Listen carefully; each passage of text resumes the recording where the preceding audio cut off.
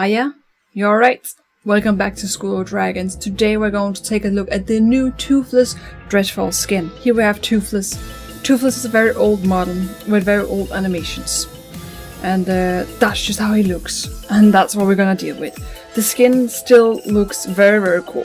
So we're gonna get that for him and take a closer look at it. So the skin is in the strike class and it's somehow hidden behind all the skins.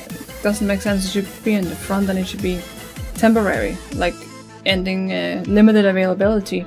But it's just kind of there. Price tag, no mark of being new or being limited. So it's kind of weird. Like, did they plan to release it or did they want it to wait? Like, it's kind of strange. But we're gonna buy it and then we're gonna see if the game explodes or not. So far, so good. He has it on right now. Here he is with his Halloween skin. I don't think we have a skin for Toothless that looks like this, a skeleton skin yet. Have we done that before?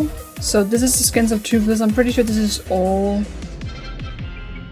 the skins that Toothless ever had. So this is the Dreadfall that we got last time. It's somewhat a Day of the Death type style skin. So it is technically a skull, but it's stylized. So it's not really like an actual skull, which this looks like an actual skull, like his actual skull right there, painted on him.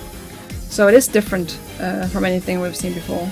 Let's try to take him in the air. It's very dark because it's Dreadfall, so it's difficult to see. But that is one skull dragon. It's kind of sad that we don't get ribs on him.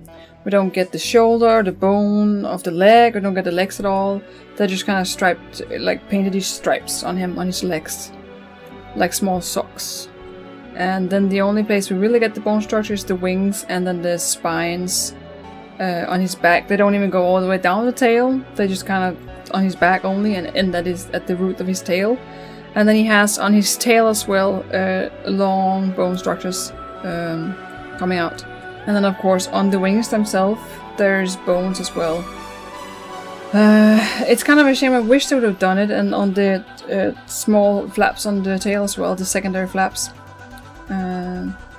They also have the bone structure on them.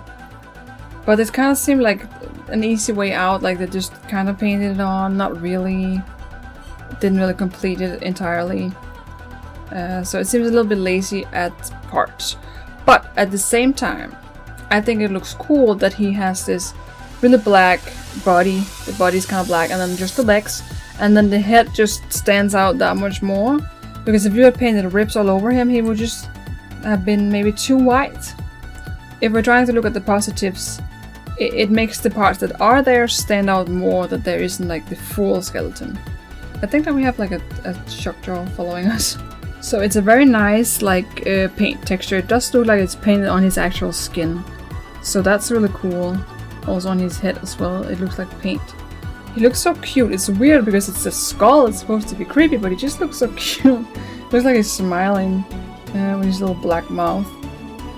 So that's really cool. I do like this skin a lot. There's a bit of a line that goes down, almost like that's where they put both of the sides together, like it's mirrored on both sides. That should have been white, I think, in my opinion. And then of course his spikes can stick out, that's fair enough, but that line should not really be there in the white. That's a shame. But it's a minor detail, I guess. So I can overlook it. The feet is the only thing that's a bit lazy, just the stripes. I would have liked a bit of maybe with just one white stuff near the paws and then just not the stripes, because it looks kind of like socks with these stripes going on. But it would have been cool if they made like just the paw, like the leg on like skull type. But it's kind of difficult because his claws start right there. So when you paint on the claws, what will you do? So it's not too bad. And it's not the most expensive skin. I mean, it's not the cheapest either. It's 204 for members and 255 for non-members. So of course that's a chunk of gems, but it's not the most expensive I've seen. And for what it is, and for Dreadfall, I think it's really good. I just would wish Toothless was a better dragon, like the dragon itself, the animations.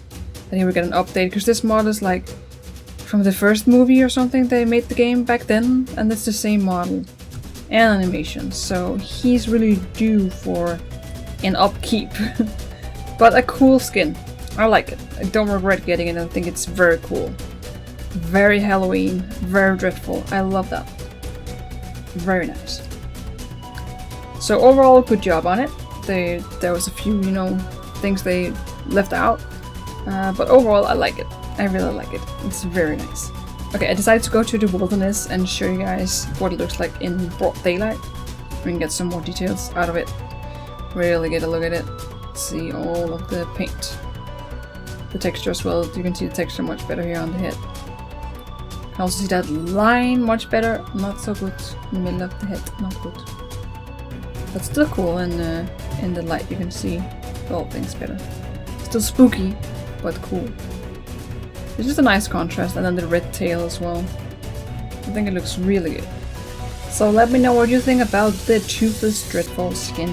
I will look forward to reading it, and thank you so very much for watching this video. I hope you enjoyed it, and hopefully we will meet again. So long. Hey there! Have you checked out my new short film yet? It's called The Stallions of the Hidden Valley. Even if you're not into horses, I have a feeling you will enjoy this one. It's a fantasy story about adventure, determination, and a little bit of magic. If you have the time, consider giving it a chance. Thank you so much. Hopefully we will see each other again. Bye for now.